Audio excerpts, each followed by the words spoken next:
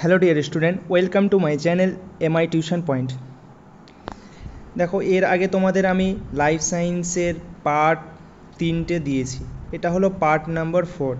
তো এর আগে যারা এর আগে ভিডিওগুলো দেখোনি তারা অবশ্যই সেগুলো আগে দেখে আসবে, সেগুলো দেখবে আমার চ্যানেলে যাবে, চ্যানেলে প্লে লিস্ট আছে, প্লে লিস্টে দেখতে পাবে লাইফ সায়েন্স বলে প্লে লিস্ট বানানো আছে, সেখানে ভিডিওগুলো অ্যাড করা আছে।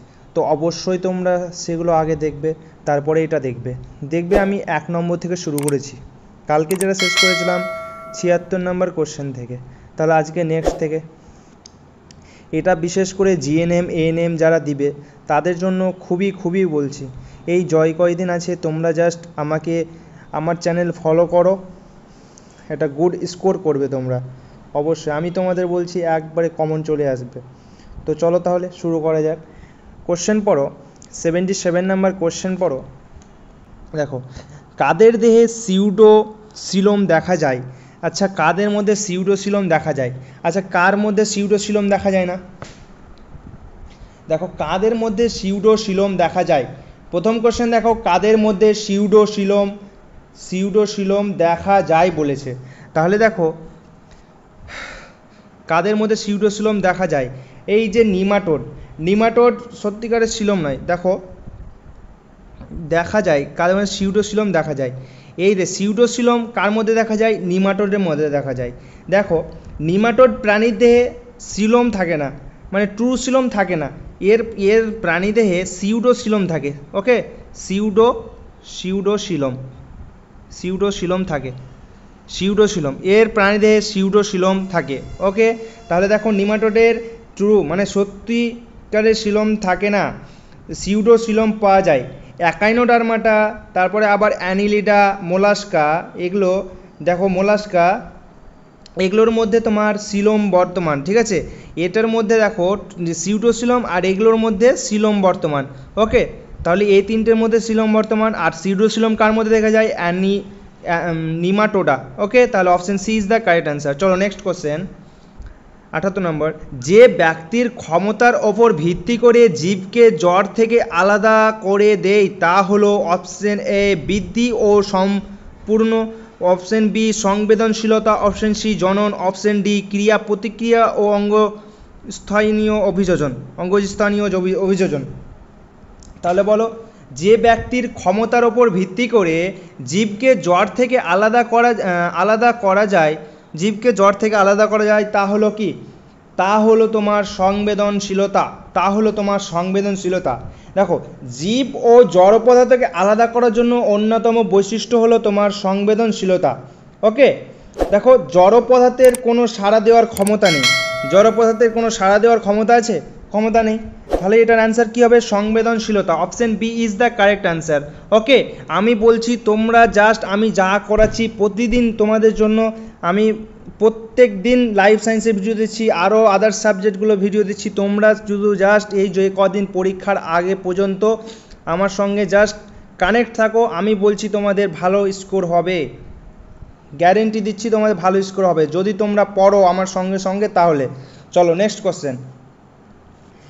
নড়াচড়া বা বাহ্যিক স্পর্শ করলে সাড়া মিলে যায়, জীবের এই ধরনের বৈশিষ্ট্যকে বলে সংবেদনশীলতা, উত্তেজনা, গমন, বিপাক। তাহলে দেখো, নড়াচড়া বা বাহ্যিক স্পর্শ করলে সাড়া মেলে যায়, জীবের এই ধরনের বৈশিষ্ট্যকে বলে সংবেদনশীলতা, ঠিক আছে, সংবেদনশীলতা। উত্তেজনা দেখো এর ব্যাখ্যাটা দেখো তোমার সংবেদনশীলতা, তাহলে এটার অ্যান্সার কী হচ্ছে? সংবেদনশীলতা। দেখো, উত্তেজনা অনুভব করা ও তার প্রতিক্রিয়া দেওয়ার ক্ষমতাই হলো সংবেদনশীলতা, ঠিক আছে। এই উত্তেজনায় অনুভব করা ও তার প্রতিক্রিয়া দেওয়াটাই হলো সংবেদনশীলতা। ওকে, তাহলে option A is the correct answer. চলো নেক্সট কোশ্চেন। পৃথিবীর চারপাশে গ্যাসের আস্তরণকে কি বলে? Hydrosphere, atmosphere, pyrosphere, barysphere. তাহলে দেখো, পৃথিবীর চারপাশের গ্যাসের স্তরকে বলে তোমার অ্যাটমসফিয়ার। দেখবে এটা তোমরা পেরে যাবে সহজ, অ্যাটমসফিয়ার। তাহলে option B is the correct answer. দেখো, পৃথিবীর চারপাশে যে গ্যাসীয় স্তর রয়েছে তাকে বায়ুমণ্ডল বা অ্যাটমসফিয়ার বলে, বাংলাতে বলে বায়ুমণ্ডল বা ইংরেজিতে বলে অ্যাটমসফিয়ার, তাকে বলে বায়ুমণ্ডল বা অ্যাটমসফিয়ার। তাহলে option B is the correct answer. চলো নেক্সট কোশ্চেন। পৃথিবীর উপরি স্তরের অংশকে বলা হয় মল্টন কোর ক্রাস্ট হাইড্রোস্ফিয়ার। তাহলে দেখো পৃথিবীর ওপরীয় স্তরকে কি বলা হয়? পৃথিবীর ওপরীয় স্তরকে বলা হয় থ্রাস্ট। ঠিক আছে, থ্রাস্ট। তাহলে option C is the correct answer. চলো নেক্সট কোশ্চেন। পৃথিবী প্রধানত কত স্তর নিয়ে গঠিত হয়েছে? পৃথিবী প্রধানত 3টি স্তর নিয়ে গঠিত হয়েছে। Option B is the correct answer. এবার 3টি স্তর কি কি? এক লিখো থ্রাস্ট, মল্টন এবং কোর। এই 3টি স্তর নিয়ে পৃথিবী তৈরি হয়েছে। ওকে, এই 3টে মনে রাখবে। পৃথিবী প্রধানত কটি স্তর নিয়ে তৈরি হয়েছে? 3টি। তাহলে option B is the correct answer. কী কী 3টি স্তর এটা পড়ে নেবে। চলো নেক্সট কোশ্চেন। প্রাণের উৎপত্তি সম্পর্কে সবচেয়ে প্রাচীন তত্ত্ব হলো, প্রাণের উৎপত্তি সম্পর্কে সবচেয়ে প্রাচীন তত্ত্ব হলো অপশন এ বিশেষ সৃষ্টি তত্ত্ব, স্বতঃস্ফূর্ত বিকাশ তত্ত্ব, কসমোজয়িক তত্ত্ব, সাইনোজেনেসিস তত্ত্ব। তাহলে বলো এটা আনসার। পৃথিবীর উৎপত্তি সম্পর্কে সবচেয়ে প্রাচীনতম তত্ত্ব হলো তোমার বিশেষ সৃষ্টি তত্ত্ব। Option A is the correct answer. দেখো প্রাচীনকালে মানুষ বিশ্বাস করতো ঈশ্বর সরাসরি প্রাণ সৃষ্টি করে। ঠিক আছে, প্রাচীনকালে মানুষ বিশ্বাস করতো যে ঈশ্বর সরাসরি প্রাণ সৃষ্টি করে প্রাচীনকালে। ঠিক আছে, তাই এটি বিশেষ সৃষ্টি তত্ত্ব। ওকে, প্রাচীনতম তত্ত্ব হলো বিশেষ সৃষ্টি তত্ত্ব। Option A is the correct answer. Okay, তোমরা বুঝতে পারছো কি না পারছো সেটা অবশ্যই কমেন্ট সেকশানে বলবে। আর এর যদি পিডিএফ পেতে যায় তাহলে ডিসক্রিপশানে লিঙ্ক দেওয়া থাকবে হোয়াটসঅ্যাপ গ্রুপে, সেখানে জয়েন হয়ে যাবে। সেখানে পিডিএফ চাইলেই তোমরা পেয়ে যাবে অবশ্যই। ঠিক আছে, নেক্সট কোশ্চেন। প্রাথমিক অবস্থায় পৃথিবীর তাপমাত্রা ছিল, যখন প্রাথমিক অবস্থায় পৃথিবীর তাপমাত্রা কত ছিল? এটা একবারে মুখের ডগায় যেন থাকে। প্রাথমিক অবস্থায় পৃথিবীর তাপমাত্রা কত ছিল? পৃথিবীর তাপমাত্রা ছিল 5000 ডিগ্রি সেলসিয়াস থেকে 6000 degree Celsius. Okay, option A is the correct answer. দেখো পৃথিবীর প্রাথমিক অবস্থায় পৃথিবী অত্যন্ত উত্তপ্ত ছিল। ওকে, প্রায় তাপমাত্রা 5000 থেকে 6000 ডিগ্রি সেলসিয়াস পর্যন্ত ছিল। তাহলে option A is the correct answer. চলো নেক্সট কোশ্চেন। জড় পদার্থ থেকে প্রাণের সৃষ্টির প্রথম ধারণা দেন। জড় পদার্থ থেকে প্রাণের সৃষ্টির প্রথম ধারণা কে দেন? বিজ্ঞানী হেকেল, অপারিন, হ্যালডেন, লুই পাস্তুর। তাহলে দেখো জড় পদার্থ থেকে প্রাণের সৃষ্টির প্রথম ধারণা কে দেন? তাহলে দেখো জড় পদার্থ থেকে প্রাণের সৃষ্টির প্রথম ধারণা দেন তোমার অপারিন। ওকে, দেখো অপারিন ছিল একটা রাশিয়ান বিজ্ঞানী। ঠিক আছে, রাশিয়ান বিজ্ঞানী। ওকে, অপারিন এই ছিল অপারিন, রাশিয়ান বিজ্ঞানী অপারিন জীবের রাসায়নিক উৎস সম্পর্কে প্রথম বৈজ্ঞানিক ধারণা দেন। ওকে, তাহলে option B is the correct answer. তাহলে এটার অপশন কি হবে? বি। ওকে, চলো নেক্সট কোশ্চেন। বিশ্বব্রহ্মাণ্ড ও বিবর্তনের বৈজ্ঞানিক শাখাকে বলা হয় কি? চলো কোনটা অপশন কারেক্ট হবে দেখো। বিশ্বব্রহ্মাণ্ড ও বিবর্তনের বৈজ্ঞানিক শাখাকে কি বলা হয়? এটা তোমার হবে দেখো cosmology. Okay, option B is the correct answer. দেখো কসমোলজি হলো বিজ্ঞান যা বিশ্বব্রহ্মাণ্ডের উৎপত্তি ও গঠন নিয়ে আলোচনা করে। কসমোলজি মানে হচ্ছে তোমার বিশ্বব্রহ্মাণ্ডের উৎপত্তি বা গঠন নিয়ে আলোচনা করা, যে শাখা আলোচনা করা হয় তাকে বলা হয় কসমোলজি। ওকে, তাহলে option B is the correct answer. চলো নেক্সট কোশ্চেন। আমি বলছি তোমরা জাস্ট আমার সঙ্গে যতদিন আসে এক্সাম পর্যন্ত তোমরা শুধু জাস্ট কানেক্ট থাকো, আমি বলছি তোমরা ভালো জায়গায় চলে যাবে। চলো নেক্সট কোশ্চেন। সাইনোজেনেসিস তত্ত্বের প্রবর্তক হলেন option A Haldane, option B Oparin, option C Arrhenius, option D Frederick. তাহলে বলো সায়ানোজেনেসিস তত্ত্বের প্রবর্তক হলেন বিজ্ঞানী হ্যালডেন। ওকে, এই হ্যালডেন ছিল ব্রিটিশ বিজ্ঞানী। ওকে, ব্রিটিশ বিজ্ঞানী, তোমরা এগুলো একটু মনে রাখবে। ঠিক আছে, এগুলো দিয়ে দিতে পারে হয়তো, যেমন এর আগে অপারেন করলাম রাশিয়ান, তারপরে ব্রিটিশ। এই হ্যালডেন ছিল ব্রিটিশ বিজ্ঞানী।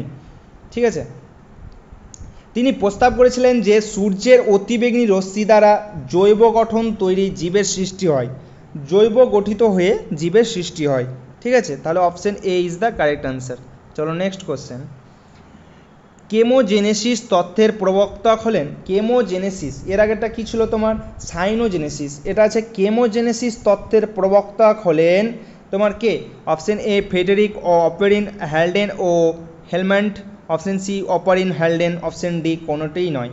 তাহলে দেখো কেমোজেনেসিস তত্ত্বের প্রবক্তা হলেন তোমার অপারিন আর হ্যালডেন। এবার দেখো কোথায় অপারিন হ্যালডেন আছে, দেখো option C is the correct answer.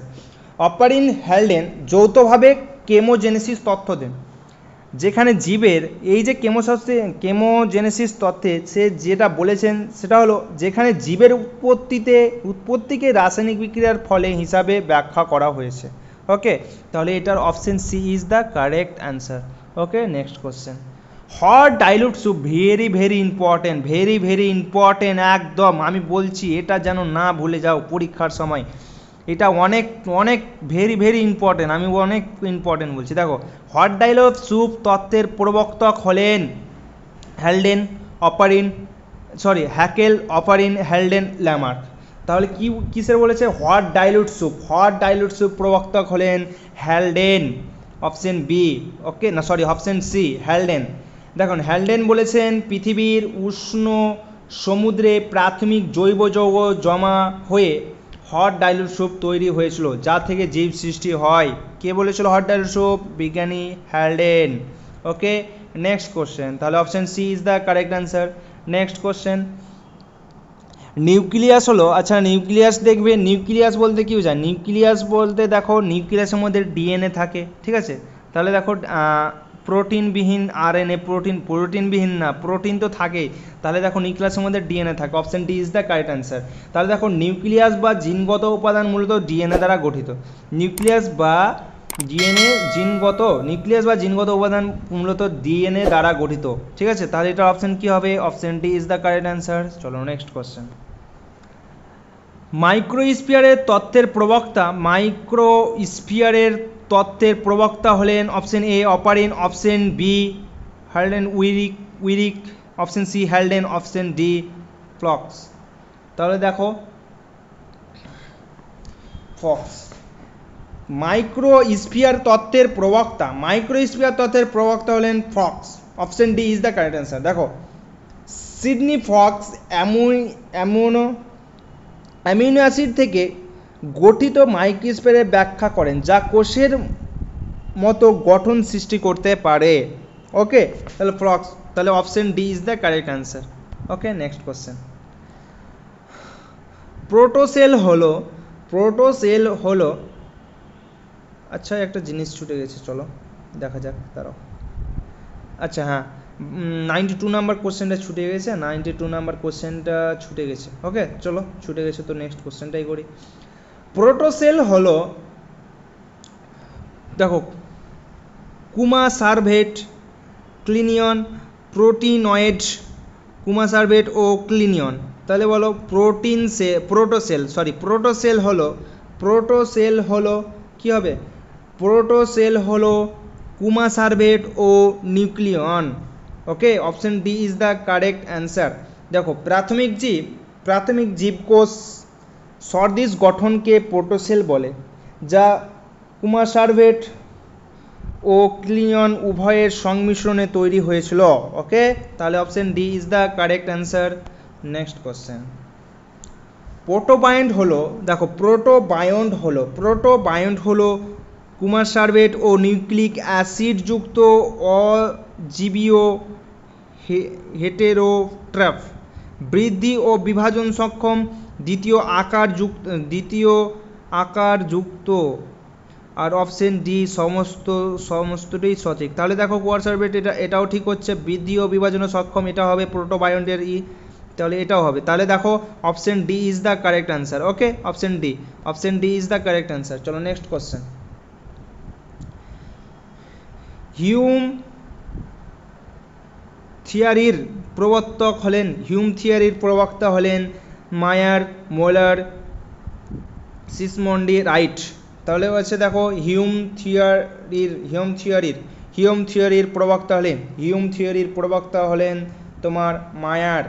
ওকে, দেখো হিউমাস তথ্য অনুযায়ী মাটির জৈব পদার্থ থেকে উদ্ভিদ খাদ্য পায় বলে মনে করা হতো। এই তথ্য প্রবর্তন করেন মায়ার।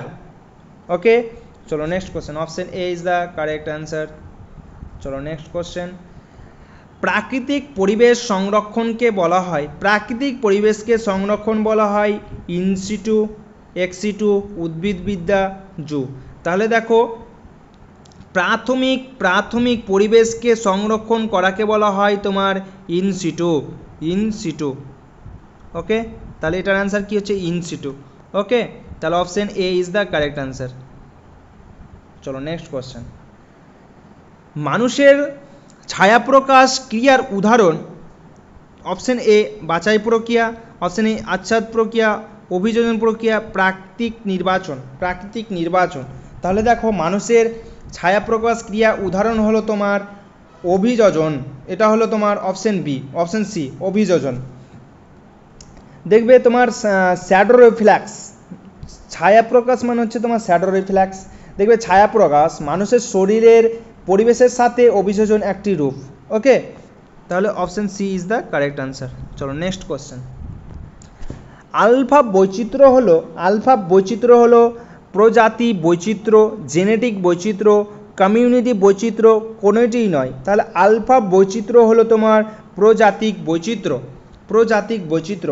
আলফা বৈচিত্র্য একটি নির্দিষ্ট অঞ্চলে দেখো আলফা বৈচিত্র্য একটি নির্দিষ্ট অঞ্চলের প্রজাতির সংখ্যা নির্দেশ করে।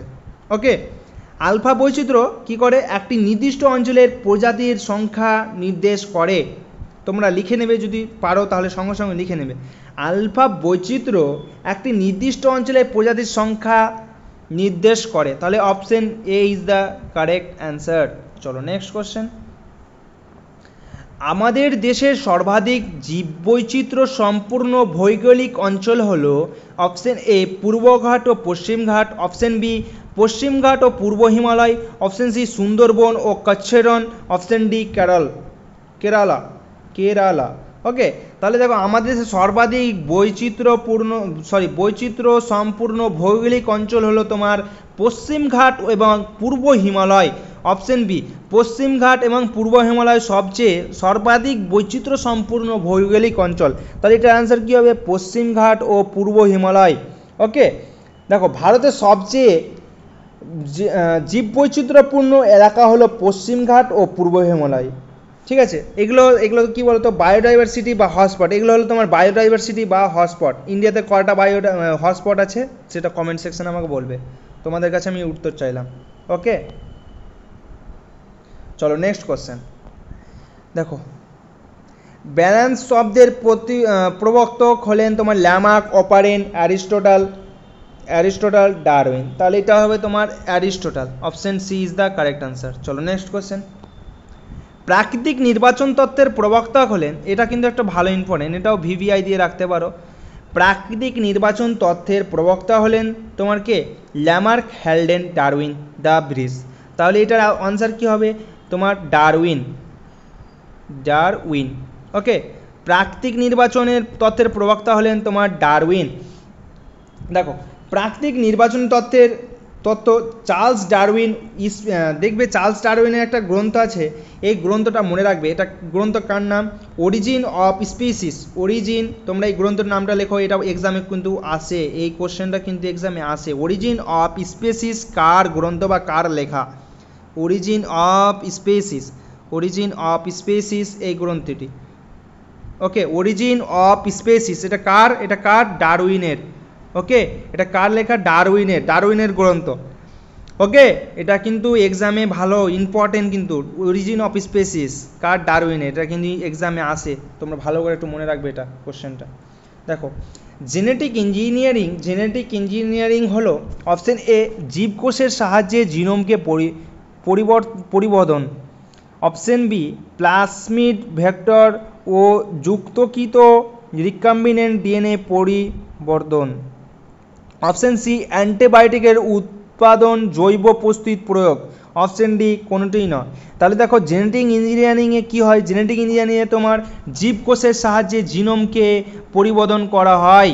জীবকোষের সাহায্যে জিনোমকে পরিবর্তন করা হয়, তাহলে A option A is the correct answer. Okay, চলো next question.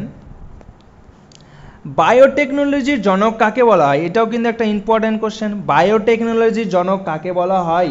Option A Louis Pasteur, option B ইসলান জানি, option C Nirenberg, option D বিউল্ড ও ট্যাটুম। ওকে, তাহলে দেখো বায়োটেকনোলজির জনক বলা হয় তোমার লুই পাস্তুরকে। লুই পাস্তুরকে বায়োটেকনোলজির জনক বলা হয়। ওকে, দেখো আধুনিক বায়োটেকনোলজির জনক কাকে বলা হয়? লুই পাস্তুরকে। ওকে, চলো নেক্সট কোশ্চেন।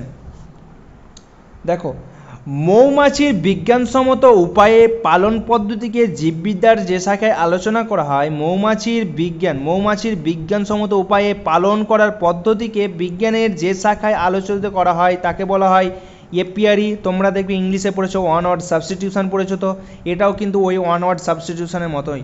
তোমরা ইংরেজিতে দেখবে আমি করিয়েছিলাম ওয়ান ওয়ার্ড সাবস্টিটিউশন, সেগুলোর মতোই এটা। তাহলে দেখো এপিয়ারি, এপিকালচার, সেরিকালচার, তাহলে সিল্ক কালচার। তাহলে বলো, যেখানে মৌমাছির বিজ্ঞানসম্মতভাবে পালন এবং যে আলোচনা হয় তাকে বলা হয় এপিকালচার। তোমাদের আমি দেখবে ইংলিশে করিয়েছি apiculture. Option B is the correct answer. দেখো মৌমাছি পালনের বৈজ্ঞানিক শাখাকে এপিকালচার বলা হয়। এপিকালচার হলো ওই যে দেখো অ্যাপিয়ারি। এই অ্যাপিয়ারিটা কি? অ্যাপিয়ারি হলো তোমার মৌমাছির বক্স রাখার স্থান। ওকে, অ্যাপিয়ারি হলো মৌমাছির বক্স, যে বক্সগুলো থাকে না, যে রাখার স্থানটাকে, সেটা হচ্ছে অ্যাপিয়ারি। তাহলে option B is the correct answer. চলো নেক্সট কোশ্চেন। আচ্ছা নেক্সট কোশ্চেন তো আর নাই। তাহলে একটা বড় থ্যাংক ইউ তোমাদের লাস্ট পর্যন্ত ভিডিওটাতে দেখার জন্য। আমি বলছি তোমরা যে এই ভিডিও দেখছো লাস্ট পর্যন্ত একবারে, আমি বলছি তোমাদের অনেক বেনিফিট হচ্ছে, অনেক। দেখো এক্সপ্লেনও দিচ্ছি, অ্যান্সারগুলো বুঝিয়েও দিচ্ছি, অ্যান্সারও হচ্ছে। আমি তো প্রত্যেক দিন দেওয়ার চেষ্টা করছি, আর তোমরা যদি প্রত্যেক দিন চাও তো আমাকে অবশ্যই বলো প্রত্যেক দিন। তোমরা যদি চাও তাহলে আমি প্রত্যেক দিন দেবো, আর যদি তোমরা ইন্টারেস্ট ওরকম না দেখাও তাহলে দিব হয়তো র্যান্ডামলিভাবে। আর তোমরা যদি আমার ইন্টারেস্ট দেখাও এই সিরিজের ওপর, মানে আমি যেটা তোমাদের চালু করেছি এই এক্সামের উপরে, তোমার লাইফ সায়েন্স করাচ্ছি, ভৌত বিজ্ঞান করাচ্ছি, জিকে করাচ্ছি, ইংলিশ করাচ্ছি। ইংলিশ ক্লাস দেখবে প্রত্যেক দিন 11টায় লাইভ চলে তোমাদের এই চ্যানেলে, লাইভ সেকশানে ইংলিশে প্র্যাকটিস করানো হয়। 20+ বা 20টা কোশ্চেন নিয়ে আসি, সেগুলো তোমরা আগে তোমাদের দিই, তোমরা অ্যান্সার করার চেষ্টা করো। ভুল হলে বা ভুল হোক ঠিক হোক, আমি তারপরে প্রত্যেক ইচ অপশন এক্সপ্লেন করি, উইথ অ্যান্সারও এক্সপ্লেন, সবগুলো এক্সপ্লেন করে আমি তোমাদের বলে দিই। তো তোমরা যদি সেটা করতে চাও লাইভ ক্লাস, দেখবে প্রত্যেক দিন 11টায় আমি নিয়ে থাকি। কোনো দিন যদি দেরি হয় বা অন্য টাইমে নিই তাও আমি গ্রুপে জানিয়ে দিই। তোমরা যদি গ্রুপে জয়েন না থাকো তো অবশ্যই ডিসক্রিপশনে হোয়াটসঅ্যাপের গ্রুপে লিঙ্ক দেওয়া থাকবে, সেখানে জয়েন করে গিয়ে তুমি নিজের নাম লিখবে আর বলবে কি আমি নিউ স্টুডেন্ট, তোমার নিজের নাম লিখবে। ওকে, তো তোমরা অবশ্যই কিন্তু গ্রুপে জয়েন হয়ে থাকো। গ্রুপে জয়েন হয়ে থাকলে কি তোমরা সব কিছুর আপডেট পেয়ে যাবে, কখন ক্লাস হবে, কি ভিডিও যাবে, সব কিছু ওখানে আপডেট হয়ে যাবে। ওকে, আর তোমাদের যদি কোনো ডাউট থাকে তো তোমরা সরাসরি সেই গ্রুপে তোমরা ডাউট পোস্ট করতে পারবে, তবে আমি তোমাদের ডাইরেক্টলি অ্যান্সার দিতে পারবো। ওকে, তো ভালো থাকো, থ্যাংক ইউ।